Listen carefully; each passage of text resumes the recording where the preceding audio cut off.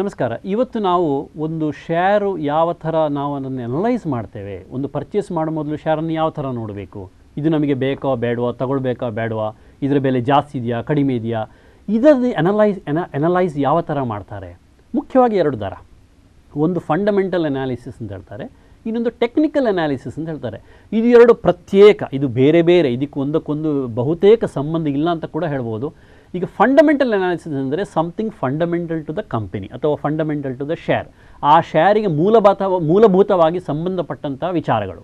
ಅದು ಏನು ಸಂಬಂಧಪಟ್ಟ ವಿಚಾರ ಅಂದರೆ ಆ ಕಂಪನಿಯಲ್ಲಿ ಲಾಭ ಎಷ್ಟು ಬರ್ತಾ ಉಂಟು ಅಂದರೆ ಪ್ರಾಫಿಟ್ಟು.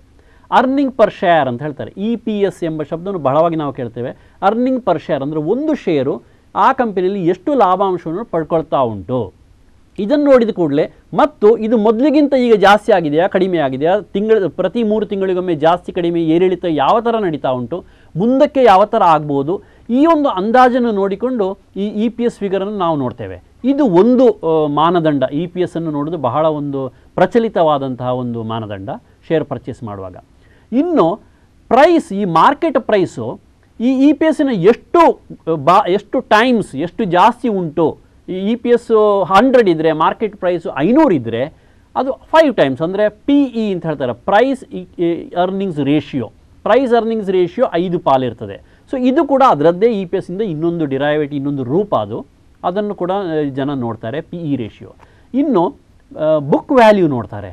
ಬುಕ್ ವ್ಯಾಲ್ಯೂ ಅಂತ ಹೇಳಿದರೆ ಈ ಕಂಪನಿಯ ಸಮಸ್ತ ಆಸ್ತಿ, ಅದರಲ್ಲಿರುವ ಎಲ್ಲ ಆಸ್ತಿಗಳು ಮೈನಸ್ ಸಾಲಗಳು, ಅದನ್ನು ನೋಡುವಾಗ ಒಟ್ಟು ನಿವ್ವಳ ಆಸ್ತಿ ಎಷ್ಟು ಉಂಟು ಆ ಕಂಪನಿಯಲ್ಲಿ, ಅದು book value. So book value per share, ಒಂದು ಶೇರಿಗೆ ಎಷ್ಟು ಬುಕ್ ವ್ಯಾಲ್ಯೂ, ಇದನ್ನು ಕೂಡ ನೋಡಲಿಕ್ಕಾಗ್ತದೆ.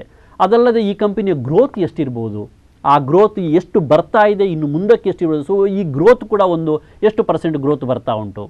ಅದಲ್ಲದೆ ಡಿವಿಡೆಂಡ್ ನಮ್ಮ ಕೈಯಲ್ಲಿ ಎಷ್ಟು ಬರ್ತಾ ಉಂಟು, ಶೇರಿಗೆ ಲಾಭ ಬಂದದೆಲ್ಲ ಡಿವಿಡೆಂಡ್ ರೂಪದಲ್ಲಿ ಕಂಪನಿ ಕೊಡುವುದಿಲ್ಲ, ಅದನ್ನು ಅವರು ವಾಪಸ್ ಮರುಹೂಡಿಕೆ ಮಾಡ್ತಾ ಇರ್ತಾರೆ. ಒಂದು ಸ್ವಲ್ಪ ಅಂಶ ಮಾತ್ರ ಡಿವಿಡೆಂಡ್ ನಮಗೆ ಕೊಡ್ತಾರೆ. ಕೆಲವು ಕಂಪನಿಗಳು ಜಾಸ್ತಿ ಡಿವಿಡೆಂಡ್ ಕೊಡ್ತಾರೆ, ಕೆಲವು ಕಂಪನಿಗಳು ಕಡಿಮೆ ಡಿವಿಡೆಂಡ್ ಕೊಡ್ತಾರೆ. ಸೊ ಈ ಡಿವಿಡೆಂಡ್ ಎಷ್ಟು ಬರ್ತಾ ಉಂಟು, ಡಿವಿಡೆಂಡ್ ಪರ್ ಶೇರ್, ಒಂದು ಶೇರಿಗೆ ಎಷ್ಟು ಡಿವಿಡೆಂಡ್ ಬರ್ತಾ ಉಂಟು, ಈ ಥರ ಹಲವಾರು ಮಾನದಂಡಗಳು ಆ ಕಂಪನಿಯ ಆಂತರಿಕ ವಿಷಯಗಳನ್ನು, ಕಂಪನಿಯ ಸಾಧನೆಯ ವಿಚಾರಗಳನ್ನು ಹೊಂದಿಕೊಂಡು ಫಂಡಮೆಂಟಲ್ ಅನಾಲಿಸಿಸ್ ಅಂತ ಹೇಳ್ತಾರೆ. ಇದು ಶೇರನ್ನು ನಾವು ಅನಲೈಸ್ ಮಾಡುವಂಥ ಒಂದು ಬಹಳ ಮುಖ್ಯವಾದಂಥ ಒಂದು ದಾರಿ. ಇದು ಫಂಡಮೆಂಟಲ್ ಅನಾಲಿಸಿಸ್. ಇನ್ನು ಟೆಕ್ನಿಕಲ್ ಅನಾಲಿಸಿಸ್ ಅಂತ ಹೇಳ್ತಾರೆ, ಇದನ್ನು ಕೂಡ ಬಹುತೇಕ ಜನ ನೋಡ್ತಾರೆ.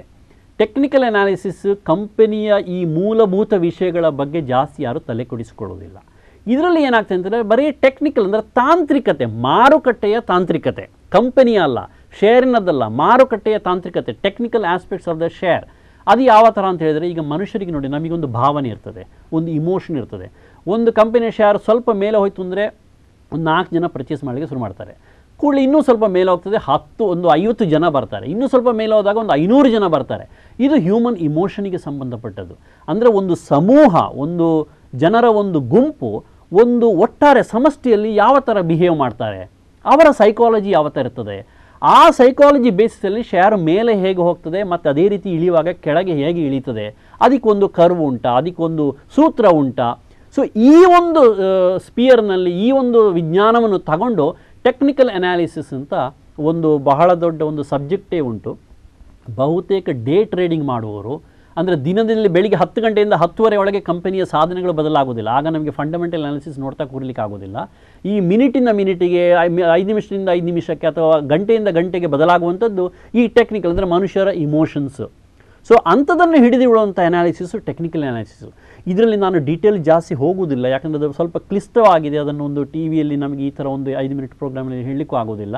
ಬಟ್ ಇದರಲ್ಲಿ ಹಲವಾರು ನಮಗೆ, ಅಂದರೆ ಪಿವೋಟಲ್ ಅನಾಲಿಸಿಸ್ ಅಂತ ಬರ್ತದೆ, ಸಪೋರ್ಟ್ ರೆಸಿಸ್ಟೆನ್ಸ್ ಅಂತ ಬರ್ತದೆ, ಫೈಬೋನಾಚಿ ರಿಟ್ರೇಸ್ಮೆಂಟ್ ಅಂತ ಬರ್ತದೆ, moving averages, moving average convergence divergence ಅಂದರೆ MACD ಅಂತ ಬರ್ತದೆ, ಸ್ಟೊಕ್ಯಾಸ್ಟಿಕ್ಕು, RSI, ಈ ಥರ ಹಲವಾರು ಮಾಪನಗಳಿವೆ.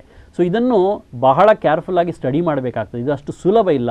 ಇದನ್ನು ಸ್ಟಡಿ ಮಾಡದೆ ಇದಕ್ಕೆ ಯಾರೂ ಕೈ ಹಾಕಬಾರ್ದು, ಅಧ್ಯಯನ ಅಗತ್ಯ ಟೆಕ್ನಿಕಲ್ ಅನಾಲಿಸಿಸ್ ಹೋಗುವವರು. ಅಂತೂ ಒಂದು ಶೇರನ್ನು ನಾವು ನೋಡುವಾಗ ಫಂಡಮೆಂಟಲ್ ಅನಾಲಿಸಿಸ್ ಸ್ವಲ್ಪ ಲಾಂಗ್ ಟರ್ಮ್ನ ದೃಷ್ಟಿಯಿಂದ ಫಂಡಮೆಂಟಲ್ ಅನಾಲಿಸಿಸ್ ನೋಡ್ತೇವೆ. ಗಂಟೆಯಿಂದ ಗಂಟೆಗೆ, ದಿನದಿಂದ ದಿನಕ್ಕೆ ನೋಡುವಾಗ ನಾವು ಆದಷ್ಟು ಟೆಕ್ನಿಕಲ್ ಅನಾಲಿಸಿಸ್ ನೋಡ್ತೇವೆ. ಆದರೆ ಇದಿಷ್ಟು ನೋಡಿದ ಕೂಡಲೇ ಇನ್ನೊಂದು 3ನೇ ಡೈಮೆನ್ಷನ್ ಉಂಟು, ಅದು ನಮ್ಮ ಕೈಯಲ್ಲಿ ಇಲ್ಲ, ನಮಗದು ಗೊತ್ತಾಗೋದಿಲ್ಲ. ಅದು ಯಾವುದು ಅಂತ ಹೇಳಿದರೆ ನ್ಯೂಸ್.